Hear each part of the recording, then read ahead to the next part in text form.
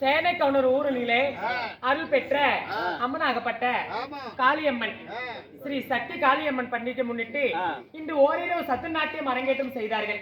அரங்கேற்றம் செய்யக்கூடிய நாடகமாகப்பட்டது காளிமாரி சண்டை, வெற்றி விநாயக நாடக சபா என்று சொல்லக்கூடிய எங்க நாடகம் எங்க செட்டு சார்பாக மிக சிறப்பாக இந்த ஊர் பொதுமக்களுக்கு பிடிச்ச மாதிரி நாங்க நடத்தி தந்தோம்.